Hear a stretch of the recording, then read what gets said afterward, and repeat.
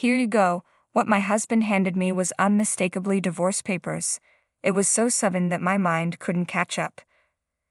The voice I managed to squeeze out was trembling noticeably. "Well, why? We've never even mentioned divorce before." "Isn't it obvious? Because you're infertile." In the end, we divorced. I was forced to take all the blame and end the relationship unwillingly. However, the tragedy of my husband was to come several years later. My name is Michelle. I'm 27 years old. I married Jake, who's the same age as me, and we're in our 3rd year of marriage. Jake and I were classmates in college, and we've been dating since then. After graduating from college, we went through the unfamiliarity of working life and eventually got married.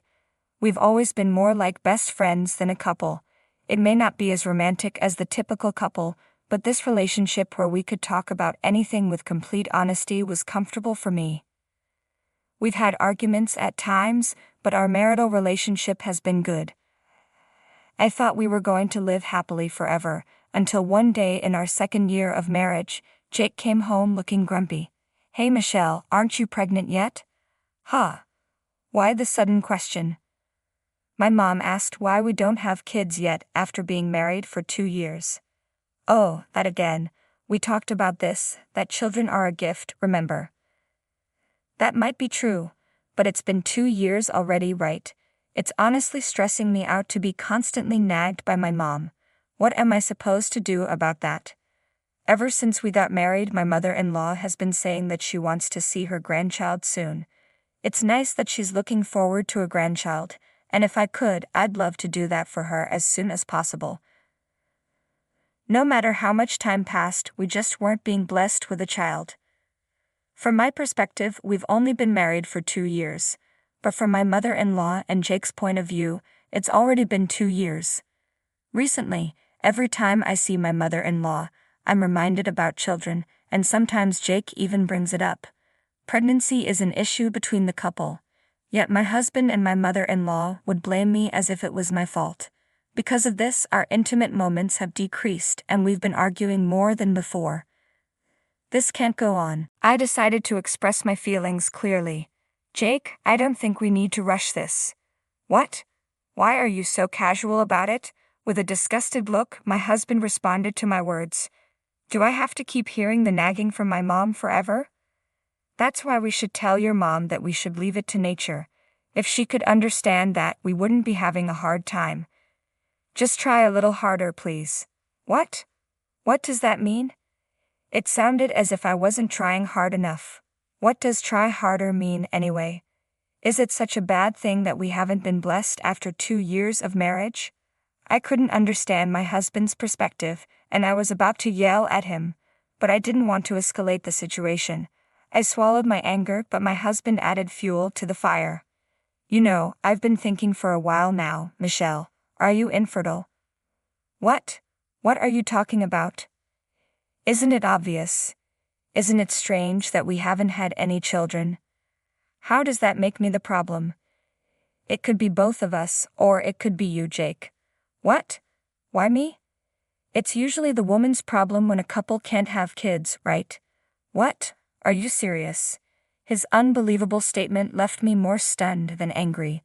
"Please, stop with the stereotypes. We're only 27, you know. We're not in a hurry. But my mom says she wants to see her grandchild soon, so we can't help it. Why do we have to cater to your mom's wishes? Look, just go get a fertility test or something, okay?" My husband dropped the topic one-sidedly and locked himself in his room. Left alone, tears welled up in my eyes from all the anger and sadness. What on earth? How can he say such things so casually, as if it's all my fault when this is an issue between us? He could easily tell his mother straight out. From that day, our relationship as a couple deteriorated rapidly. I did as he told and had a fertility test, but it turns out I don't have any issues. Even when I shared this, his attitude didn't change at all. If anything, he's become even colder since it was confirmed that there's no problem on my end. Even when we're called to his parents' house together, I'm the only one who gets blamed. "Michelle, I heard the story from Jake. His mother yells at me mercilessly, "You apparently told Jake that you should rush into having kids, yet I've said it before, having children is a blessing enough. How long are you going to have this laid-back attitude? You're almost 30, aren't you?" "Yes, I am, but there are plenty of people who have children past 30 these days. Don't make excuses. You've been married for more than 2 years and you still don't have children." My husband didn't defend me, even when she hurled such insults at me. Moreover, his icy gaze seemed to say, "It's your fault." I couldn't get through to them, and I was just constantly criticized, with all the blame being thrown at me. I felt like my heart was about to crush, and then his mother delivered the final blow. "Oh, I shouldn't have approved of this marriage with an infertile woman." "I'm not infertile."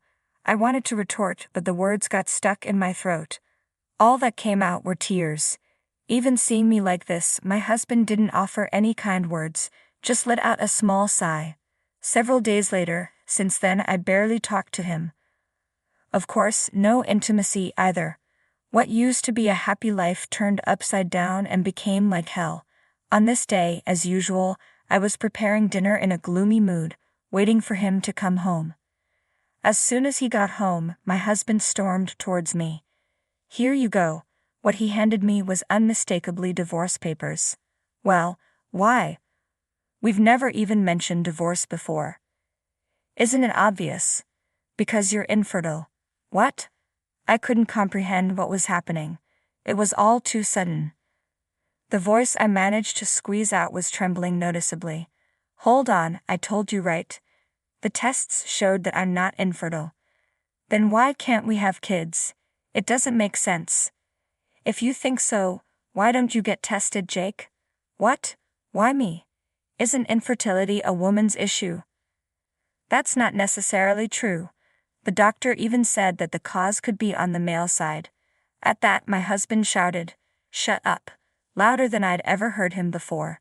Seeing his terrifying face for the first time, my shoulders trembled unintentionally. I was at a loss for words, and he calmly told me, "There's no way the problem is with me. It's all your fault." "But the hospital confirmed there's no issue with me." "Shut up, you defective product. My mom was right to oppose our marriage. I'm embarrassed. I'm fed up with being married to a barren woman like you. How could you?" "Shut up and sign the divorce papers. I don't love you anymore." His cruel words made my head spin. Everything went dark before my eyes, and I no longer had the energy to retort. I filled out the divorce papers as told and signed it.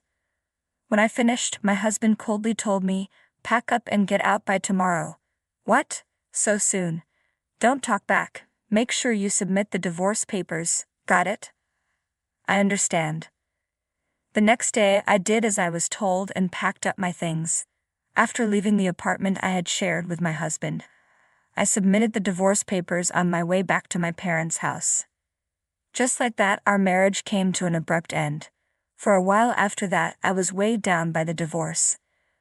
It was only possible to recover because of the support from my family. From then on, I spent my days off going out with local friends or making time for my hobbies. Doing so gradually faded the unpleasant memories of Jake, and I was steadily stepping into a new life. 2 years later, I remarried a man I met at the gym I started going to for my hobby. We were able to have a child right away. I wasn't infertile after all. There was no reason for me to be blamed. Just knowing that I could become pregnant lightened my heart. I'm glad I divorced Jake. I thought that from the bottom of my heart. Then one day I got an invitation to a college reunion from a friend. Jake, my ex-husband, was in the same year, so I thought it would be awkward to meet him, and was going to decline. But apparently, he had already informed them that he wouldn't attend. I was also entering my second trimester, and I wanted to announce my marriage to my close friends, so I decided to attend the reunion. The day of the reunion finally came. I dressed up for the occasion and headed to the venue. Seeing my slightly swollen belly, my friends rushed over and showered me with congratulatory words. "Michelle, congratulations. We were worried when we heard you got divorced. But you look so happy. I'm really glad you met someone nice." "Congratulations." Tearing up, I thanked my friends. There I was enclosed in this room of happiness. But that was short-lived. Wait, Michelle. A familiar voice disrupted the peaceful atmosphere. Jake was standing there. He approached me with a smug grin on his face. Long time no see. How have you been? Jake, I was told you weren't coming to the reunion today. I just happened to attend a company party nearby, so I just popped in. Oh, I see. Well, I'll be going now. As I tried to walk away, he stopped me. Hold on a minute. The next moment he said something that made my ears burn. Hey, Michelle, you've put on some weight, haven't you? Excuse me. Whoa, you've gotten fat. I guess you won't be remarrying anyone. He looked me up and down, laughing at me in a demeaning way. In that moment, the tiny bit of feelings I had left towards him instantly turned into hate. Seeing me tremble in anger, my ex-husband mistakenly thought he'd won. Taking advantage of my silence, he started hurling insults at me. Your belly is too big. You're a terrible woman. He's the terrible human being, I firmly told Jake. This is a baby bump. I'm pregnant. At that remark, my ex-husband looked dumbfounded. He was likely unable to understand the situation, so I explained carefully. Did you hear me? This isn't fat. There's a baby inside. What? What are you saying? There's no way. Why not? Why are you so certain it's impossible? Despite my harsh tone, Jake stammered, Well, As if to settle old scores, I cuttingly retorted, Are you trying to say that I am infertile? Well, that's what I thought. Isn't that why you couldn't get pregnant for so long? But here I am remarried and expecting a child. Do you still think I'm infertile? Oh, from behind him, a voice said, Excuse me. There was an unfamiliar woman standing there. Upon seeing her, my ex-husband Jake visibly flinched. Rachel, didn't I tell you to wait at the entrance? I just followed you because I was concerned. What's going on here? Oh, Jake, didn't you say that you divorced because your ex-wife was infertile, that you loved each other but thought about each other's situation and decided on a peaceful divorce? That's from what I heard of your conversation. It doesn't seem like you had a peaceful separation at all. The two of them were descending into a scene of a television drama in front of me.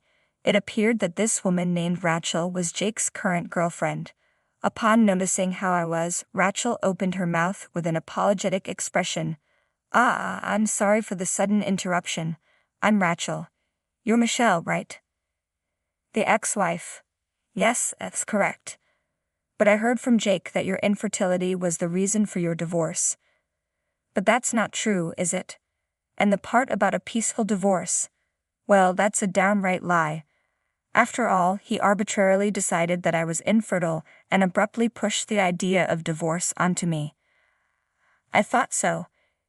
It seemed that Rachel had been fed a convenient lie by Jake. She seemed to feel a certain degree of anger at the truth that had come from my mouth. Jake desperately began making excuses, trying to regain her trust. Even at this point, he was still just a man trying to save his own skin. No, Rachel, really, it was a peaceful divorce. That doesn't make sense, does it? Michelle said she was abruptly pushed into a divorce. But that's because Michelle's pregnant now, isn't she? I hoped it wasn't so. But you're not the cause of the infertility, are you, Jake? What? As she continued her questioning, Jake's face gradually turned pale. He probably never imagined that he might be blamed for the infertility. With that, my ex-husband Jake was totally dispirited. Still pale, he crumbled onto his knees right there. Voices of condemnation could be heard from the classmates who had witnessed the whole incident. Jake really messed up, blaming his own fertility on his wife. That's just nuts, making Michelle the villain. That's low. That guy's despicable. Besides, apparently he's a total mama's boy. Seriously, so creepy. Unable to bear the chilly atmosphere, Jake ran off in tears. According to the rumors I heard later, Jake and Rachel ended their engagement right after that. He desperately tried to hold on to her, but it seemed Rachel wouldn't have it. Rachel couldn't forgive him, not just for lying, but for blaming me for the infertility. Although Jake was adamant that he had done nothing wrong, medical tests revealed that he was the one with fertility issues. Although it wasn't impossible for him to have a child, the verdict was nearly impossible under the current circumstances. Upon hearing the diagnosis, his mother disowned Jake in a rage. Even though she adored her son, well, she did want a grandchild so much, so it's understandable. And so their mother-son relationship reached its worst end. Both Jake and my former mother-in-law only thought about themselves, and this was the result. They brought it upon themselves, and they got what they deserved. Well, it's none of my business anymore. I couldn't care less about what fate befalls them. On the other hand, I recently gave birth to my first child without any issues. My baby is even more adorable than I imagined, and every day is filled with joy. My first pregnancy, my first time raising a child. There's a lot I don't know about, but I'm truly happy. I have nothing but gratitude for my husband who gave me this happiness. Thank you for always being there for me. I expressed my words of gratitude to my husband, or rather, the words just slipped out of my mouth before I knew it. My husband then flashed a bright smile and said, "What are you talking about? It's only natural as a spouse, right?" Perhaps that's true. Besides, you're the one that did all the work. Thank you for giving birth to such an adorable child, my husband told me while looking directly into my eyes, and his words, tears naturally started to fall. I'm the happiest person in the world with a husband I love so much and our adorable child.